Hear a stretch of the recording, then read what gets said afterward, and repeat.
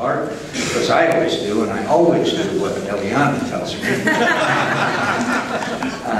And I'm honored to have those three great members of Congress support and a broad base of support in the Hispanic community.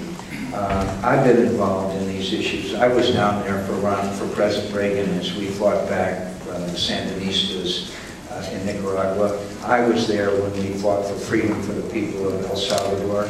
I was there in the front lines when the liberal Democrats wanted us to cave in to them.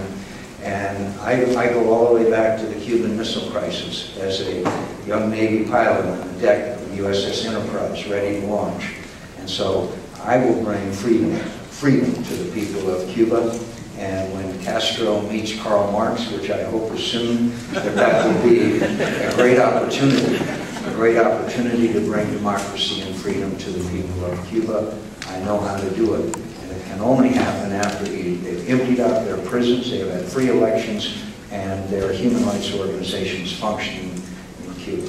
Senator, you mentioned Hugo Chavez. How would you deal the political relations with this kind of Latin American country that may be a threat to the national security in the United States?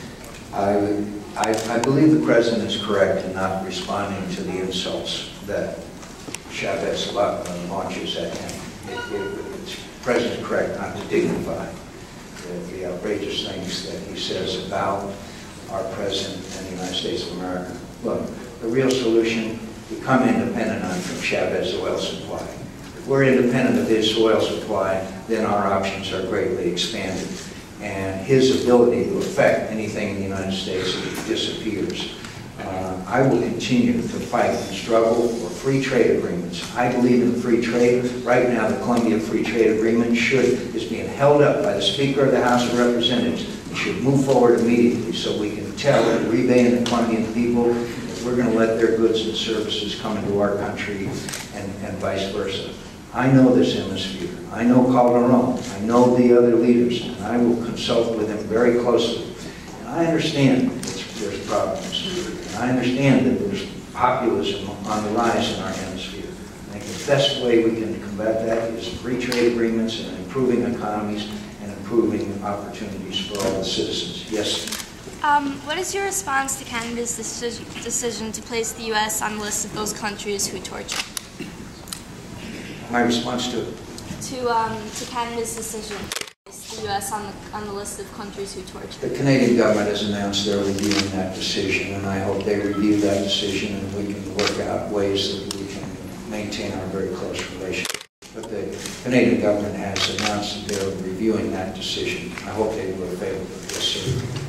What do you think about the growing drug problem and the related gang problem in the United States? I think it's serious. I think that it might be nice to have Nancy Reagan back in the leadership role that she showed when she did Just Say No to Drugs, which was a very successful program. I think we need to work very closely with the Mexican government to try to stop not only the flow of drugs, but the drug cartels taking over entire cities on the Mexican border.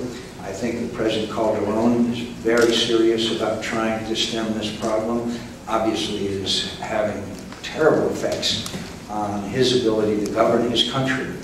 And so, obviously, we have to focus on prevention, on abstinence, on educating young people on the evils of drugs, etc. But I think we have an opportunity now to work very closely with the Mexican government to help them try to shut down these cartels. Sir, we've had an increase in